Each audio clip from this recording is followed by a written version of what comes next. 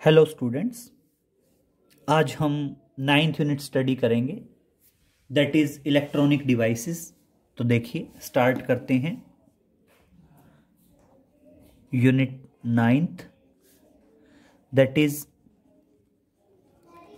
Electronic devices. अब देखिए हम बेसिक आइडिया की बात करते हैं। जैसे आप कहते हैं कि फिजिकल प्रॉपर्टीज के बेसिस पे सब्सटेंस 3 कैटेगरी में डिवाइड किए गए हैं, that is solid, liquid and gas. इसी तरह कंडक्टिविटी के बेसिस पे सब्सटेंस को 3 कैटेगरी में डिवाइड किया गया है। अगर मान लीजिए हम कहते हैं कंडक्टिविटी के बेसिस पे क्लासिफिकेशन कहते हैं, तो कंडक्टिविटी के बेसिस पे सब्सटेंस को 3 कैटेगरी में डिवाइड किया गया है। तो देखिए क्या है, on the basis of conductivity, on the basis of conductivity, on the basis of conductivity,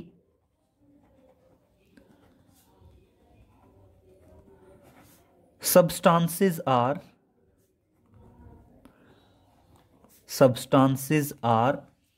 classified.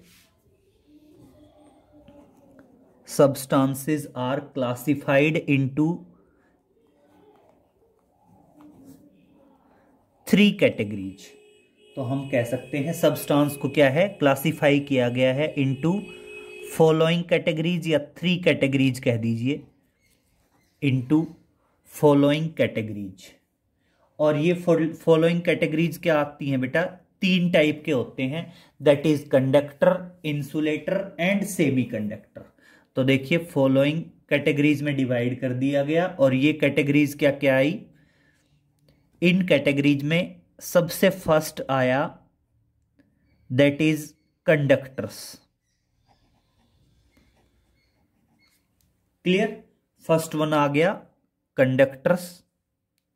फिर बेटा नेक्स्ट आएगा आपका सेमी कंडक्टर्स, नेक्स्ट आया सेमी कंडक्टर्स एंड बेटा लास्ट वन आया दैट इज इंसुलेटर्स।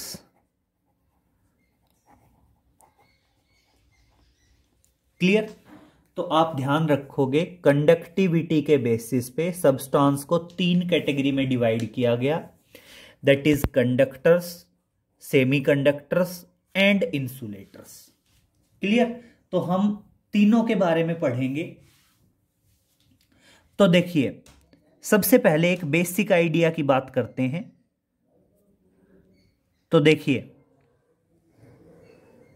तीनों को सेपरेट कर रहे हैं हम।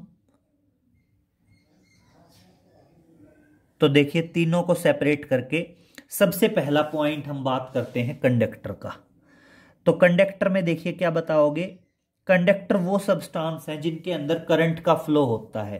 तो क्या बताएंगे, these are the substances, these are the substances in which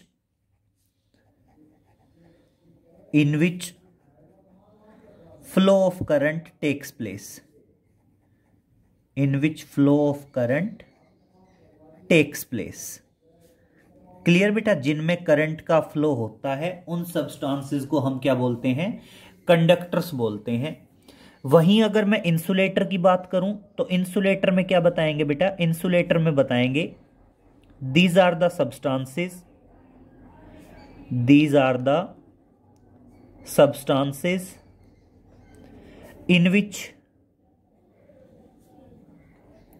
which flow of current doesn't takes place, flow of current do not takes place। Clear, insulator वो सब्सटेंस है बेटा जिनमें करंट का फ्लो नहीं होता है। अब बारी आई सेमीकंडक्टर की। अब बेटा सेमीकंडक्टर में दोनों पॉइंट्स हैं, करंट का फ्लो होता भी है और नहीं भी होता है। ये क्या है, होता भी है और नहीं भी होता है, मींस नॉर्मल टेम्परेचर पे तो सेमीकंडक्टर इंसुलेटर की तरह काम करता है, और गर्म करने से क्या बन जाता है, कंडक्टर बन जाता है। तो क्या बताओगे, semiconductors are the substance in which no flow of current takes place at low normal temperature and on heating they start conducting the current। Clear? तो आप क्या बता देंगे, these are the substance, these are the substance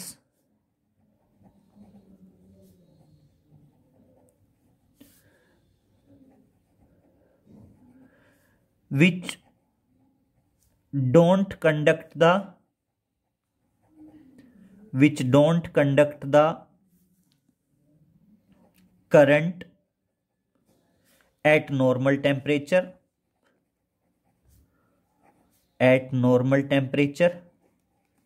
मतलब normal temperature पे वो current को conduct नहीं करते, and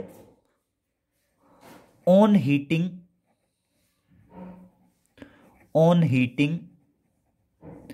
these start conducting the current, these start conducting the current. Clear? तो मतलब क्या है, नॉर्मल टेम्परेचर पे तो क्या रहेंगे, इंसुलेटर रहेंगे, और गर्म करने से क्या बन जाएंगे बेटा, कंडक्टर बन जाएंगे। सिंपल कह सकते हैं, सेमीकंडक्टर्स वो सब्सटेंस हैं जिनके अंदर कोई करंट का फ्लो नहीं होता नॉर्मल टेम्परेचर पे, लेकिन जब गर्म कर दिया जाता है, हीट अप कर दिया जाता है, तो वो क्या बन जाते हैं, कंडक्टर्स बन जाते हैं। तो देखिए, आप सिंपल वे में कह सकते हैं कि सेमीकंडक्टर नॉर्मल टेम्परेचर पे तो इंसुलेटर होते हैं, और गर्म करने से क्या बन जाते हैं, कंडक्टर्स बन जाते हैं। सेकंड पॉइंट पे आते हैं बेटा, कंडक्टर्स की कंडक्टिविटी तो होती है हाई, और जो रजिस्टिविटी होती है वो होती है लो। तो क्या बताएंगे,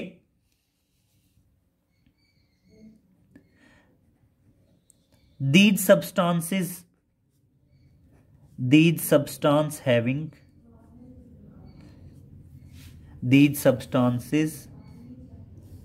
having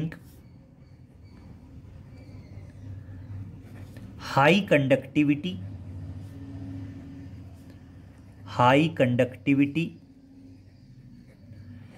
and low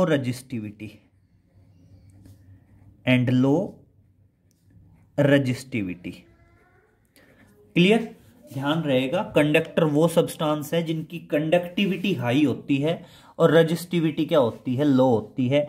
सेम यहां पे क्या बताएंगे, इंसुलेटर में बताएंगे these substances having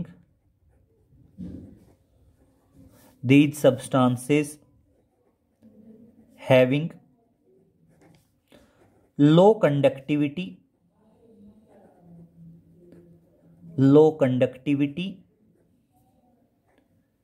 and high resistivity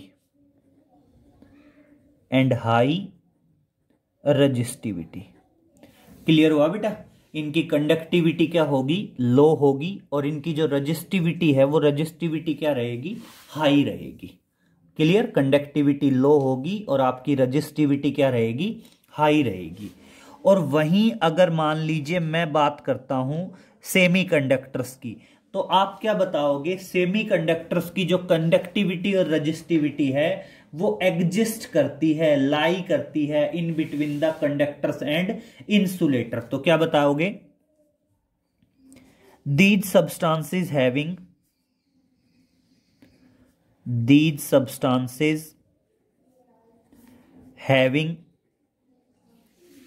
conductivity and resistivity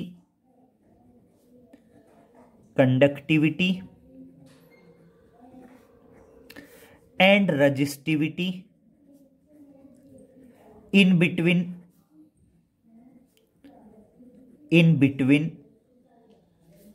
conductors and insulators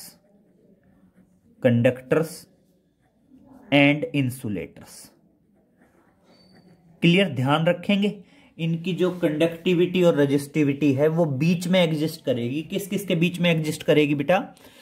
conductors और इंसुलेटर के बीच में एग्जिस्ट करेगी। क्लियर? अब बात करते हैं रेंज, और याद रखोगे आप, ध्यान रखोगे जो सेमी कंडक्टर, सबसे पहले कंडक्टर्स की बात कर लेते हैं। कंडक्टिविटी की रेंज होती है सेमी कंडक्टर्स में, जो कंडक्टिविटी है, सॉरी, जो कंडक्टर्स है, उन कंडक्टर्स की जो कंडक्टिविटी है वो 10⁻² से लेके और 10⁸ साइमन मीटर इनवर्स। अब देखो कंडक्टिविटी की मेजरिंग यूनिट ध्यान रखना, मेरी बात सुनिए। जैसे आप ये कहते हैं, इधर सुनो, आपने कहा रेजिस्टेंस जो है वो directly proportional to length, inversely proportional to area of cross section, proportionality constant होता है रो। तो इस तरह से रो किसके बराबर आ जाता है? RA/L। आर की मेजरिंग यूनिट ओम, एरिया की मीटर स्क्वायर और लेंथ की मीटर। तो रजिस्टिविटी की मेजरिंग यूनिट क्या होती है? ओम मीटर होती है। और वहीं अगर मैं कंडक्टिविटी की मेजरिंग यूनिट बताऊं तो ओम इनवर्स मीटर इनवर्स होती है। इसको साइमन मीटर इनवर्स भी कह सकते हैं। तो आप बताएंगे कंडक्टिविटी जो है वो 10⁻² से लेके और 10⁻8 तक होती है, और मेजरिंग यूनिट क्या आएगी? Ohm inverse metre inverse. वहीं अगर मैं रजिस्टिविटी की रेंज बताऊं, वहीं अगर मैं बात करूं रजिस्टिविटी की, तो आपकी जो रजिस्टिविटी होती है वो 10⁻⁻² से लेके और 10⁻⁻8 ओम मीटर तक होती है। क्लियर? फिर इसी तरह अगर अब देखो सब्सटेंस की कंडक्टिविटी तो क्या हो गई? हाई हो गई, और रजिस्टिविटी क्या हो गई? लो हो गई। वहीं अगर मैं बात करूं किसकी? इंसुलेटर की, तो इंसुलेटर में क्या होगा बेटा? जो इंसुलेटर की कंडक्टिविटी होती है वो लेस देन होती है 10⁻⁻8 से। जो कंडक्टिविटी होगी, ध्यान रखेंगे, जो कंडक्टिविटी होगी वो कंडक्टिविटी होगी बहुत कम, that is less than 10⁻⁻8 ohm inverse metre inverse, measuring unit हो गई। और वहीं अगर रजिस्टिविटी की बात करें तो रजिस्टिविटी हाई होगी, और वहीं अगर मैं रजिस्टिविटी की बात करूं तो रजिस्टिविटी हाई होगी, और क्या बताएंगे? That is more than 10⁸8 ohm metre. Clear? और अगर मैं बात करूं सेमीकंडक्टर्स की, तो सेमीकंडक्टर्स की जो कंडक्टिविटी है बेटा, वो कंडक्टिविटी होती है 10⁻⁻5 से लेके और आपकी 10⁻0 तक। तो देखिए आप क्या बताएंगे? सेमीकंडक्टर्स की जो कंडक्टिविटी है, सेमीकंडक्टर्स की जो कंडक्टिविटी है वो 10⁻⁻5 से लेके और 10⁻0 तक है। 10⁻0, और मेजरिंग यूनिट तो लिख ही दोगे, that is ohm inverse metre inverse. और वहीं अगर मैं रजिस्टिविटी की बात करूं, अगर मैं वहीं बात करता हूं रजिस्टिविटी की, तो ध्यान रखना रजिस्टिविटी की जो रेंज है, रजिस्टिविटी की रेंज है 10⁻5 से लेके 10⁻10 तक। दैट इज जो रजिस्टिविटी है आप बता सकते हैं 10⁻0 से लेके और 10⁻5 तक है, और मेजरिंग यूनिट आ जाएगी ओम मीटर। क्लियर? एक एक आगे एग्जाम्पल ध्यान रखेंगे।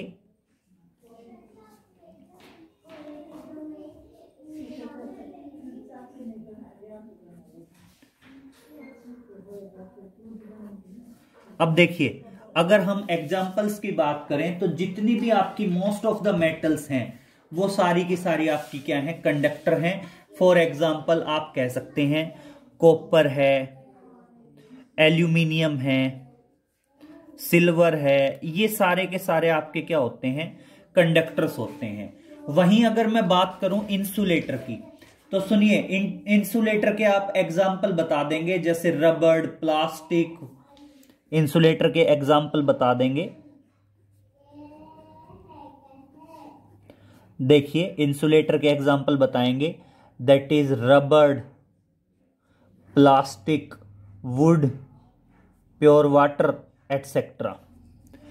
और अगर मान लीजिए मैं सेमीकंडक्टर के एग्जाम्पल्स की बात करूं, तो सबसे अच्छे सेमीकंडक्टर्स माने जाते हैं जर्मेनियम है, सिलिकॉन है, ये सारे के सारे क्या हैं बेटा, सेमीकंडक्टर्स के एग्जाम्पल हैं। तो ध्यान रखना, that is silicon, germanium, etcetera, these are the semiconductors. ये जो था, ये तो था हमारा बेसिक आइडिया कि बेसिकली आपको पता होना चाहिए कि सब्सटेंस को 3 कैटेगरी में डिवाइड किया जाता है on the basis of conductivity. और ये 3 कैटेगरीज हैं आपकी, that is conductors, insulators and semiconductors. अब इसी में आगे कंटिन्यूटी में चलते हैं। देखिए, एक आता है वैलेंस बैंड, एक आता है कंडक्शन बैंड, और एक आता है फॉरबिडन एनर्जी गैप। तो आप समझेंगे सबसे पहले वैलेंस बैंड क्या है, कंडक्शन बैंड क्या है, और आपका फॉरबिडन एनर्जी गैप क्या है। तो हम सबसे पहले बात करते हैं, नोट में डालेंगे ये point.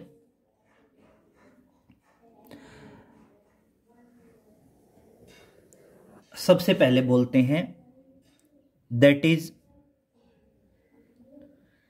Valence band.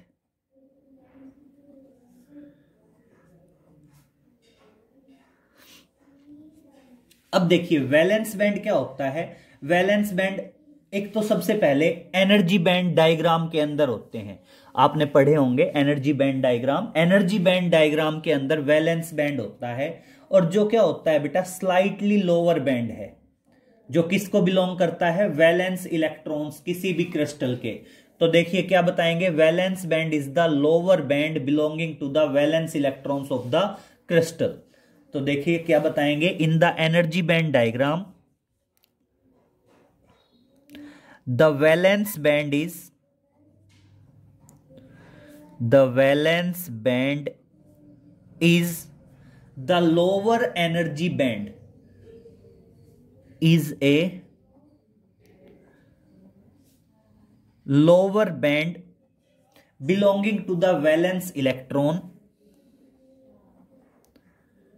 belonging to the valence electrons, belonging to the valence electrons in the energy band diagram, in the energy band diagram. तो देखो एक चीज क्लियर हुई कि वैलेंस बैंड जो है वो एनर्जी बैंड डायग्राम के अंदर होगा, थोड़ा सा लोअर बैंड होगा, जो किसको रिलेट करेगा, वैलेंस इलेक्ट्रॉन्स को रिलेट करेगा। ठीक है। वहीं अगर मान लीजिए मैं बात करूं कंडक्शन बैंड की, इसी तरह रिलेट करता है, दैट इज कंडक्शन बैंड। तो कंडक्शन बैंड क्या बताओगे, the conduction band is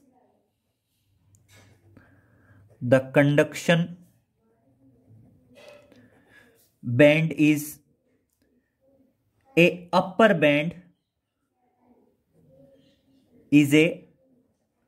band, और ये भी किससे बिलोंग करेगा बेटा, ये भी बिलोंग करेगा आपके वैलेंस इलेक्ट्रॉन से ही। ठीक है ना। ये भी किससे बिलोंग करेगा बेटा, वैलेंस इलेक्ट्रॉन से ही बैंड बिलोंग करेगा। The conduction band is the upper band. Conduction band क्या है बेटा, आपका अपर बैंड है, belonging to the valence electrons, belonging to the valence electrons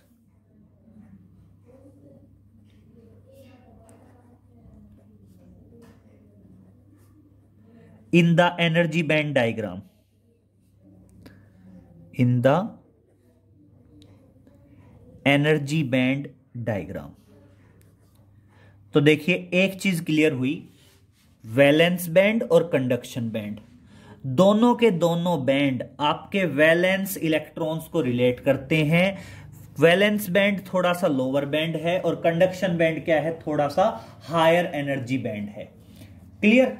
अब देखिए जो वैलेंस बैंड है उसके अंदर सारे के सारे वैलेंस इलेक्ट्रॉन्स होते हैं, ये पार्शियली या कंप्लीटली फिल्ड होता है, कभी भी बिल्कुल खाली नहीं होता। तो क्या बताएंगे,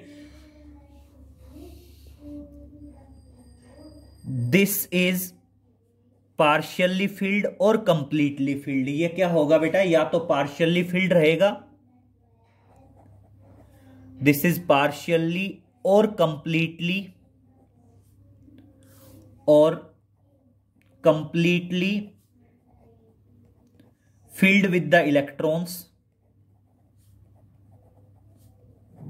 ये क्या होगा बेटा, या तो पार्शियली फिल्ड होता है या कंप्लीटली फिल्ड होता है विद द इलेक्ट्रॉन्स। और ध्यान रखना this band is never empty,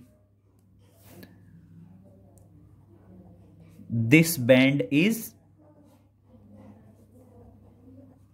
never empty, और ये बैंड कभी भी खाली नहीं होता है। आप ध्यान रखोगे जो वैलेंस बैंड है वो कभी भी खाली नहीं रहता है। And electron in this band not contribute to the current,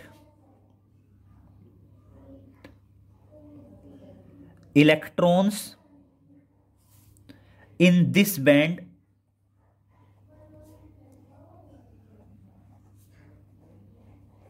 not contribute in the flow of electron. हम ये कह सकते हैं band electrons in this band do not contribute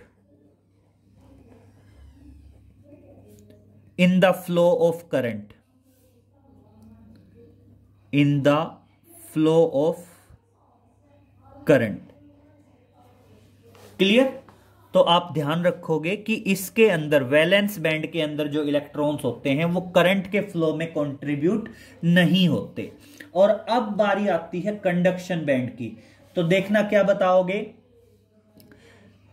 conduction band 0 kelvin temperature पे बिल्कुल खाली होता है, और जब टेम्परेचर बढ़ता है तो इलेक्ट्रॉन एनर्जी गेन करके और कंडक्शन बैंड में आते हैं from the valence band.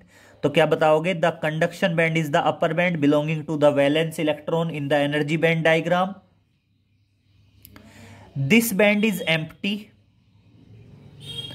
This band is empty at 0 kelvin.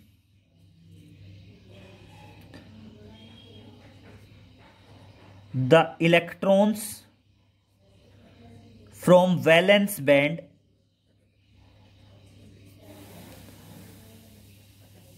jump to the conduction band,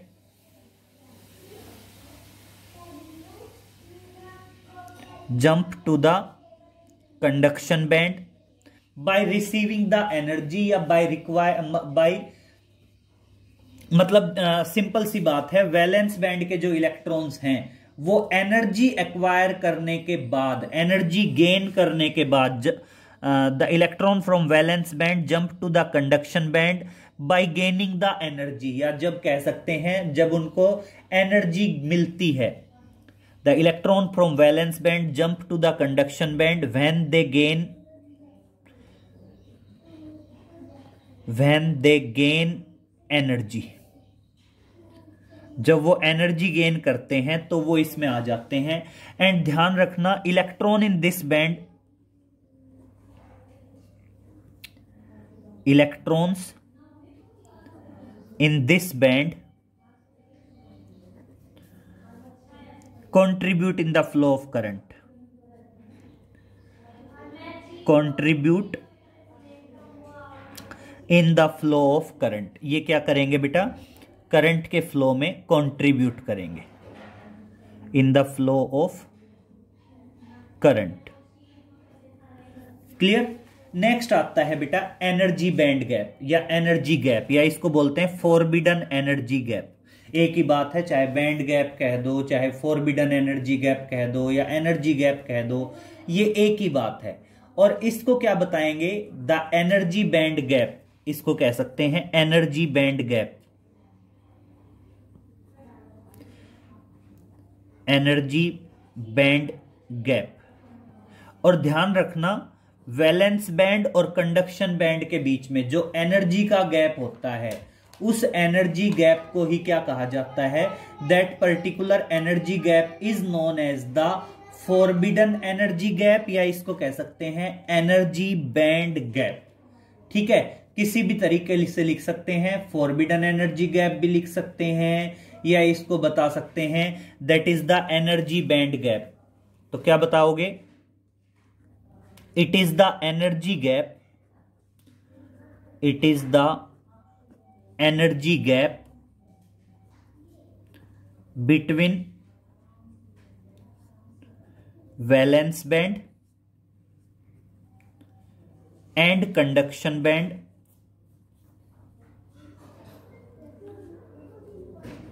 valence band and conduction band in the energy band diagram, in the energy band diagram. Clear. किसी भी energy band diagram के अंदर जो valence band और conduction band के बीच का जो energy gap है, उस एनर्जी गैप को ही क्या कहा जाता है, that particular energy gap is known as the forbidden energy gap. ठीक है, इसे हम क्या कह देते हैं, that is known as the forbidden energy gap. और अब बेटा इसी फॉरबिडन एनर्जी गैप के बेसिस पे हम दो तीन चीजें कर रहे हैं। देखना, हम सबसे पहले बात कर रहे हैं, अभी अभी हमने पढ़ा कंडक्टर, इंसुलेटर और सेमी कंडक्टर पढ़ा, तो नोट में डालेंगे बेटा। कंडक्टर्स के अंदर अगर मैं बात करूं किसकी, कंडक्टर्स की, कंडक्टर्स के अंदर वैलेंस बैंड और जो कंडक्शन बैंड है वो दोनों एक दूसरे को ओवरलैप करते हैं। तो देखना, अगर मैं कंडक्टर्स की बात करूं तो कंडक्टर के अंदर जो वैलेंस बैंड होगा और जो कंडक्शन बैंड होगा वो दोनों एक दूसरे को ओवरलैप करेंगे। मान लीजिए ये है आपका वैलेंस बैंड और ये है आपका कंडक्शन बैंड। ठीक है, ये नीचे वाला जो है ये तो क्या है आपका वैलेंस बैंड है, और ऊपर वाला जो है वो क्या है आपका कंडक्शन बैंड है। और किसी कंडक्टर के अंदर वैलेंस बैंड और कंडक्शन बैंड दोनों एक दूसरे को क्या करते हैं, ओवरलैप करते हैं। और ओवरलैप करेंगे तो आपका जो फॉरबिडन एनर्जी गैप होगा, एक दूसरे को क्या कर गए, ओवरलैप कर गए। ठीक है ना, एक दूसरे को क्या कर गए, ओवरलैप कर गए।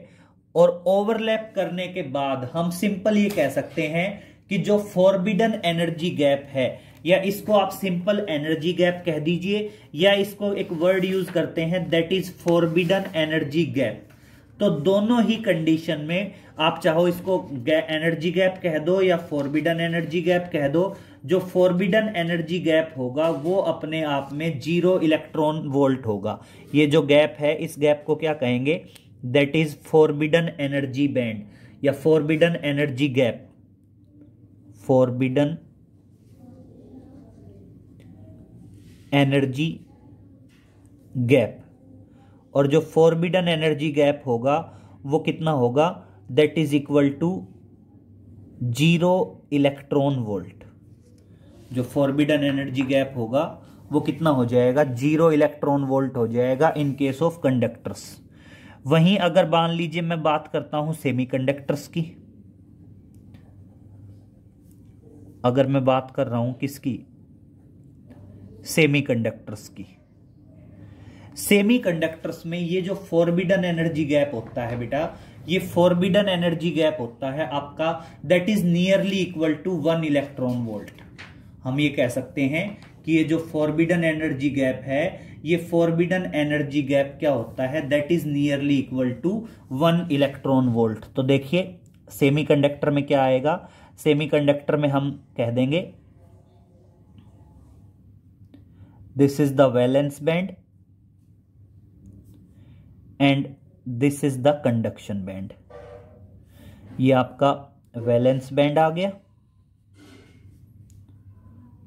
और ये आ गया आपका कंडक्शन बैंड, और दोनों के बीच में ये जो आया ये क्या है, that is forbidden energy gap. इसको क्या बोलेंगे, that is forbidden energy gap. और देखना फॉरबिडन एनर्जी गैप क्या होता है इन केस ऑफ सेमीकंडक्टर्स, होता है less than 3 electron volt, less than 3 electron volt, और उसको हम ये कह सकते हैं that is nearly equal to 1 electron volt. Clear. वहीं अगर मैं बात करता हूं इंसुलेटर्स की, अगर यहीं पे मैं बात करता हूं इंसुलेटर्स की, तो ध्यान रखोगे इंसुलेटर के अंदर आपका जो वैलेंस बैंड और जो कंडक्शन बैंड है, आपका वैलेंस बैंड और जो कंडक्शन बैंड है, ये हो गया आपका वैलेंस बैंड और ये हो गया आपका कंडक्शन बैंड। दोनों के बीच का जो फॉरबिडन एनर्जी गैप है, दोनों के बीच में ये क्या है, that is forbidden energy gap. जो फॉरबिडन एनर्जी गैप है इन केस ऑफ इंसुलेटर्स, ये क्या होता है, that is more then 3 electron volt होता है, मोर देन 3 इलेक्ट्रॉन वोल्ट, जिसको हम कह सकते हैं nearly equal to 6 electron volt. Clear. इसी से रिलेटेड क्वेश्चन आ जाते हैं, इसी से रिलेटेड क्वेश्चन हम ऐसे कह सकते हैं कि सेमीकंडक्टर में कि जर्मेनियम एंड सिलिकॉन जो हैं वो सेमीकंडक्टर्स क्यों हैं। अगर मान लीजिए मैं कहता हूं कि जो जर्मेनियम और सिलिकॉन हैं वो आपके सेमीकंडक्टर्स क्यों हैं, तो एक ही आंसर आएगा। आंसर आप कह सकते हैं because the forbidden energy gap in these, because the forbidden energy gap in these is nearly equal to 1 electron volt. बस this is the sufficient answer कि आपका जो जर्मेनियम और सिलिकॉन है, वो जर्मेनियम और सिलिकॉन आपके सेमीकंडक्टर्स क्यों हैं। तो आप ध्यान रखोगे जर्मेनियम और सिलिकॉन सेमीकंडक्टर हैं क्योंकि इनके अंदर forbidden energy gap nearly equal to 1 electron volt है। एग्जैक्टली ध्यान रखेंगे, जर्मेनियम के अंदर फॉरबिडन एनर्जी गैप होता है 0.72 इलेक्ट्रॉन वोल्ट, और वहीं अगर मैं सिलिकॉन की बात करूं तो सिलिकॉन के अंदर फॉरबिडन एनर्जी गैप होता है 1.1 इलेक्ट्रॉन वोल्ट। तो मैं ये मान लूं कि ये क्वेश्चन आ जाएगा कि जर्मेनियम और सिलिकॉन सेमीकंडक्टर्स क्यों हैं, तो आंसर यही है कि कोई भी चीज सेमीकंडक्टर होगी उसके अंदर अगर फॉरबिडन एनर्जी गैप की value nearly equal to 1 electron volt हुई तो। सेम इसी तरह अगर मैं कहता हूं कि डायमंड इंसुलेटर क्यों है, सेम मैं यहीं पे कह रहा हूं कि जो डायमंड है वो डायमंड इंसुलेटर है। क्यों है इंसुलेटर, तो सेम वही चीज, कोई चीज इंसुलेटर कब होगी, जब उसके अंदर फॉरबिडन एनर्जी गैप क्या होगा, nearly equal to 6 electron volt. तो इसमें भी यही आ जाएगा, because the forbidden energy gap because the forbidden energy gap in this is nearly equal to 6 electron volt. Simple सी बात है, कोई चीज इंसुलेटर कब होती है? जब उसके अंदर फॉरबिडन एनर्जी गैप क्या हो? Nearly equal to 6 electron volt हो। और डायमंड में ध्यान रखोगे फॉरबिडन एनर्जी गैप होता है 5.54 इलेक्ट्रॉन वोल्ट, जो कि किसके नियर अबाउट हो गया? 6 इलेक्ट्रॉन वोल्ट के नियर अबाउट हो गया। तो एक तो सबसे पहली बात ध्यान रखोगे कि वैलेंस बैंड और कंडक्शन बैंड के बीच में जो एनर्जी गैप होता है इसे फॉरबिडन एनर्जी गैप कहा जाता है। कंडक्टर के केस में दोनों ओवरलैप करते हैं, इसलिए forbidden energy gap 0 electron volt है। सेमीकंडक्टर्स के अंदर जो फॉरबिडन एनर्जी गैप है वो nearly equal to 1 electron volt होता है। इंसुलेटर के अंदर जो फॉरबिडन एनर्जी गैप होता है वो nearly equal to 6 electron volt होता है। इसी से रिलेटेड है जर्मेनियम और सिलिकॉन आपके सेमीकंडक्टर्स क्यों हैं? क्योंकि फॉरबिडन एनर्जी गैप लगभग 1 इलेक्ट्रॉन वोल्ट है। डायमंड इंसुलेटर क्यों है? क्योंकि जो फॉरबिडन एनर्जी गैप है वो nearly equal to 6 electron volt है। क्लियर? तो ये दोनों क्वेश्चंस ध्यान रखेंगे, फॉरबिडन एनर्जी गैप ध्यान रखेंगे, इतना कर लेंगे। बाकी आगे नेक्स्ट लेक्चर में मिलते हैं बेटा। Okay, thank you.